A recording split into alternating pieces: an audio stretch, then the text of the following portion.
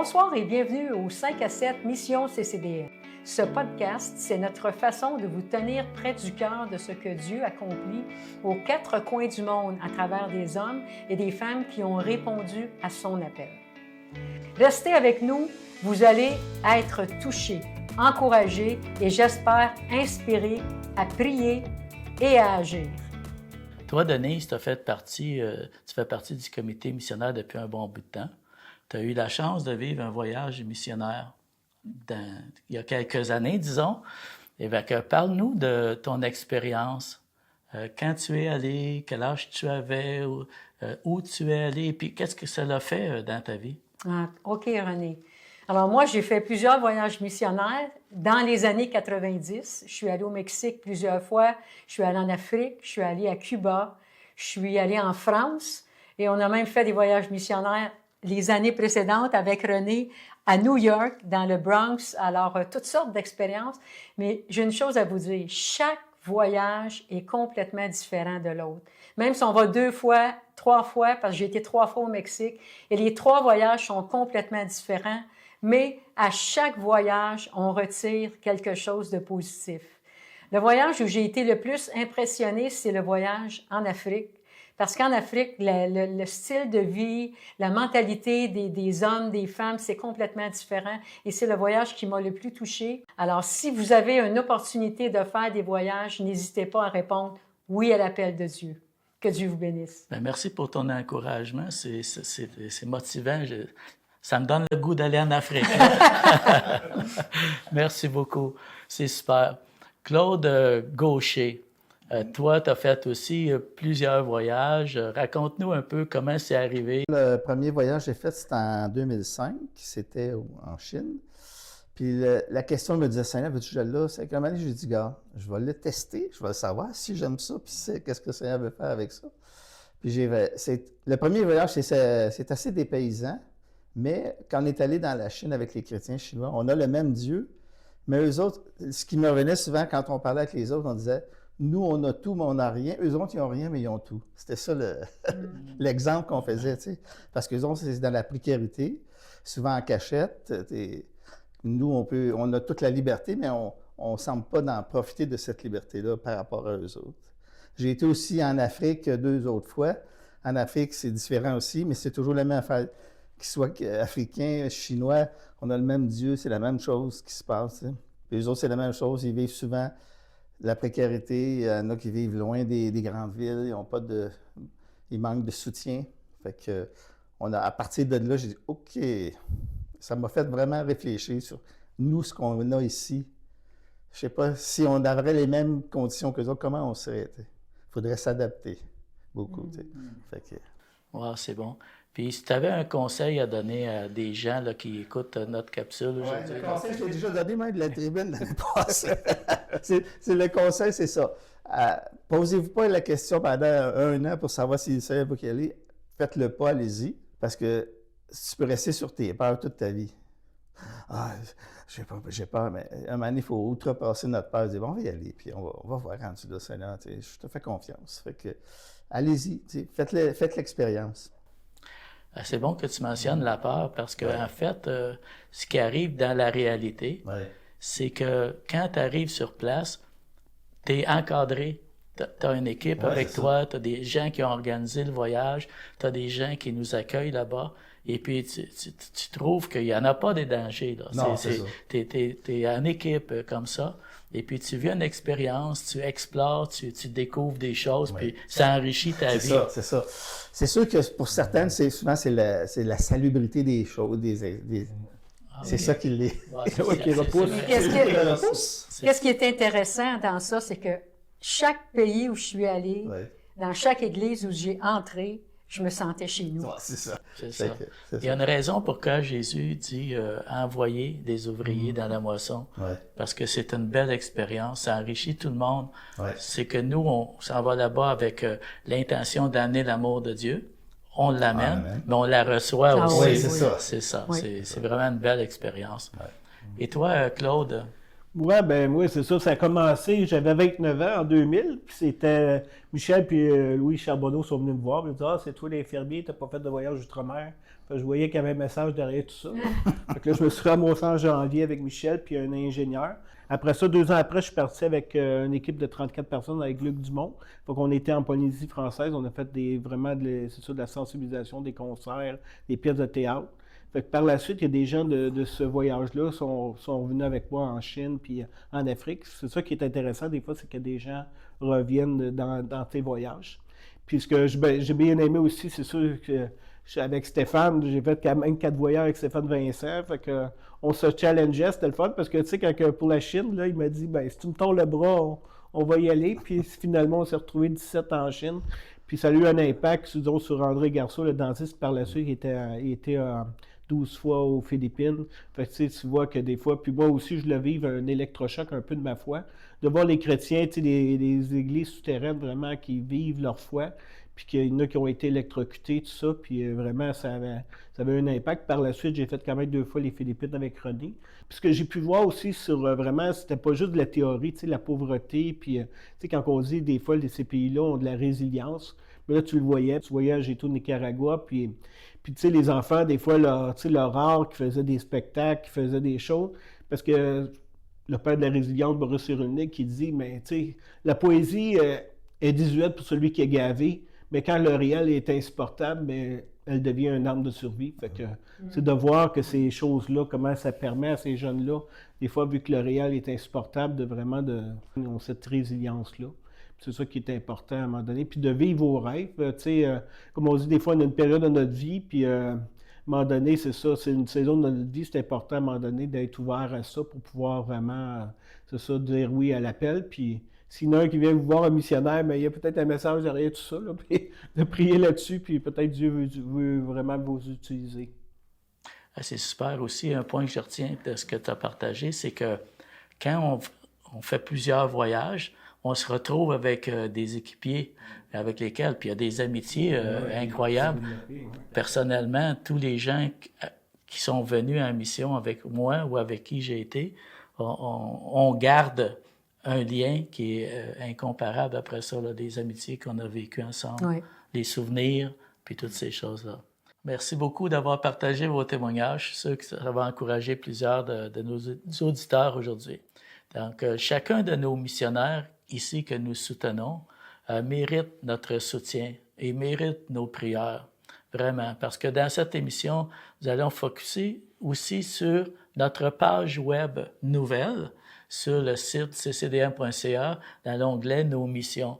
Parce que là, on a commencé à mettre des nouvelles au fur et à mesure qu'on nous les amène. Je vous avais demandé à chacun d'entre vous de lire certaines de ces nouvelles-là et puis de nous partager aujourd'hui qu'est-ce que vous retenez des nouvelles que ces gens-là ont partagées avec nous dans ça. Alors, je vais commencer avec Denise.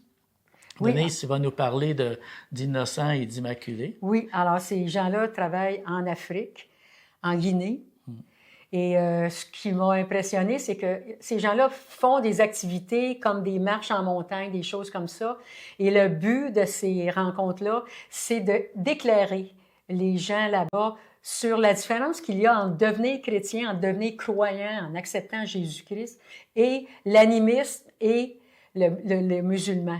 Alors, eux partent avec un groupe de gens, des étudiants à l'université, ils vont avec ces gens-là, ce que j'ai lu, et ils amènent plein de Bibles et ils partagent toute la journée sur les choses qui sont importantes que ces gens-là sachent, et à la fin, ils leur donnent chacun une Bible. Alors là, on voit vraiment le cœur des missionnaires, que leur but, c'est d'annoncer l'Évangile et de leur donner la possibilité de connaître Dieu davantage. Oui, parce que ça ne doit pas être facile, parce qu'ils ont choisi, eux, de s'en aller dans un coin du pays.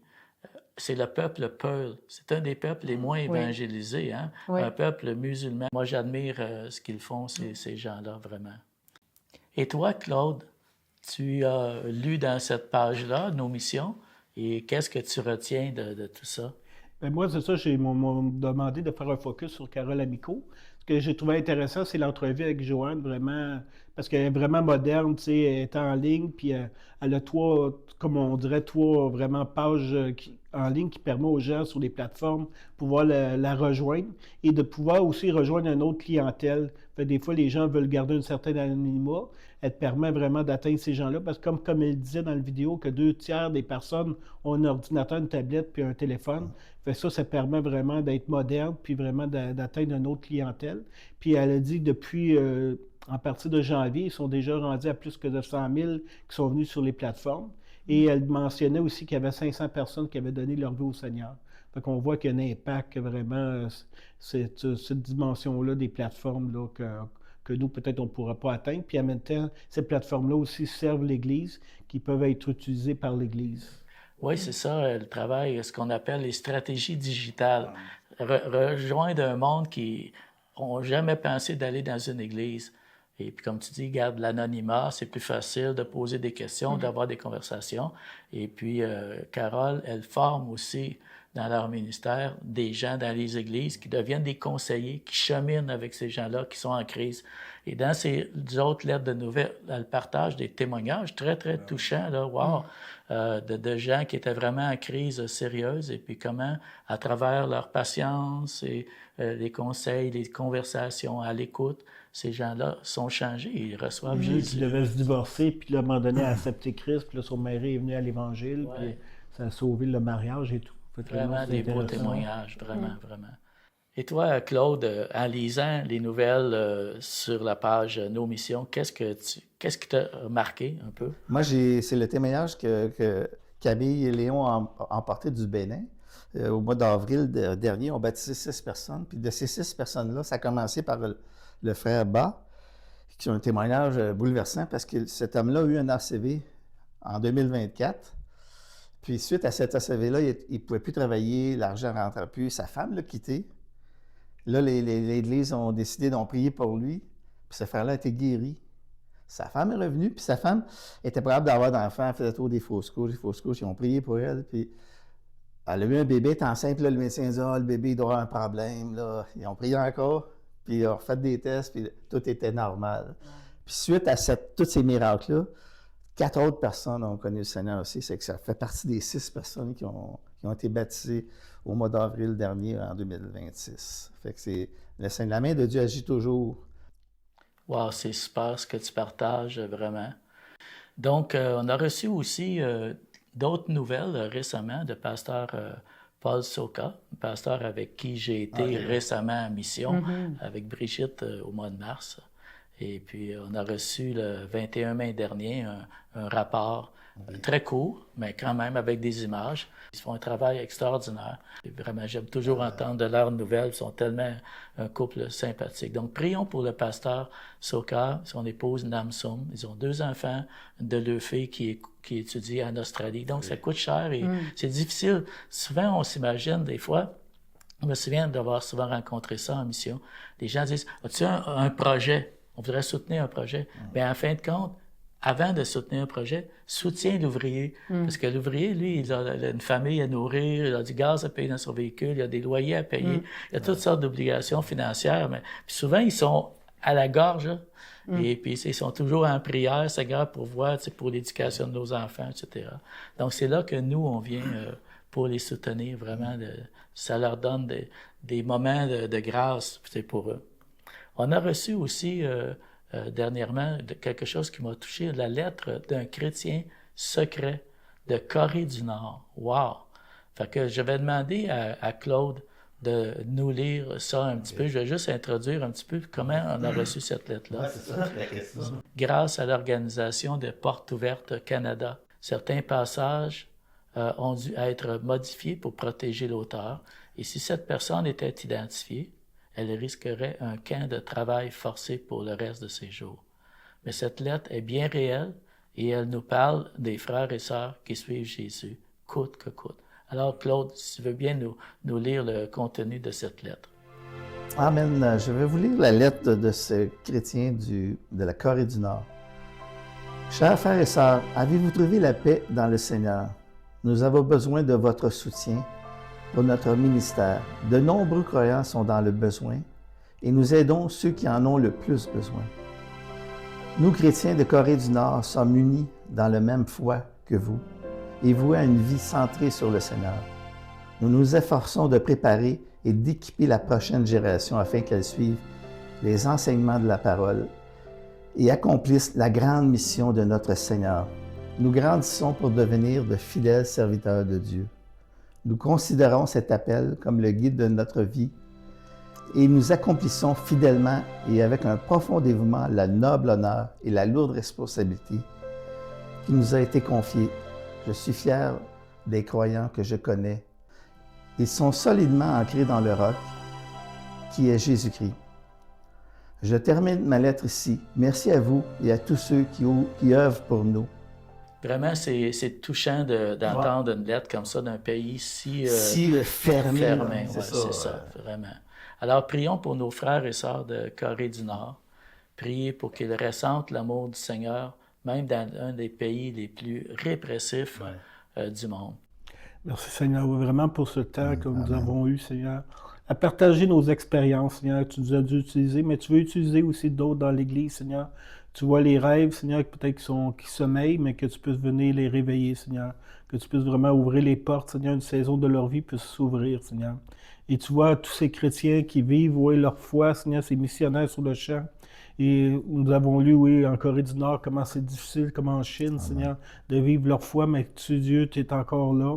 Et tu les utilises, Seigneur, que tu peux venir vraiment leur sécurité, Seigneur, venir vraiment les encourager, Seigneur. Et merci pour tout et le travail que nous soutenons, Seigneur, les missionnaires, que l'Église, Seigneur, financièrement supporte, Seigneur. Et merci pour tout ce que tu fais dans nos vies, Seigneur. Amen. Ce soir, vous avez entendu des histoires vraies, des vies transformées, des miracles accomplis, des fidèles qui tiennent bon dans l'ombre. Et derrière chacune de ces histoires, il y a vous. Vos prières sont un bouclier pour ces missionnaires. Votre générosité est le carburant qui fait avancer l'Évangile là où nous ne pouvons aller nous-mêmes. La Bible nous rappelle en Romains 10, 14 « Et comment croiront-ils en celui dont ils n'ont pas entendu parler? Et comment entendront-ils parler s'il n'y a personne qui prêche? » Vous faites partie de cette chaîne. Vous êtes important. Priez chaque jour pour un de nos missionnaires. Nommez-les. Dieu les connaît par leur nom. Soyez généreux. Chaque don, grand ou petit, envoie l'Évangile plus loin. Si vous désirez soutenir nos missionnaires financièrement, utilisez une enveloppe ou par Interact ou visitez notre page Web. Mais ce qui est très important, c'est que vous écriviez que votre don est pour la mission. En parlant de notre page Web, je vous encourage vivement à la consulter régulièrement. Nous y publions des nouvelles de nos missionnaires dès que nous en recevons. L'adresse est simple, ccdm.ca/nos missions. Merci d'être ici avec nous ce soir. Merci de vous soucier de la mission et à très bientôt pour une prochaine mission CCDM.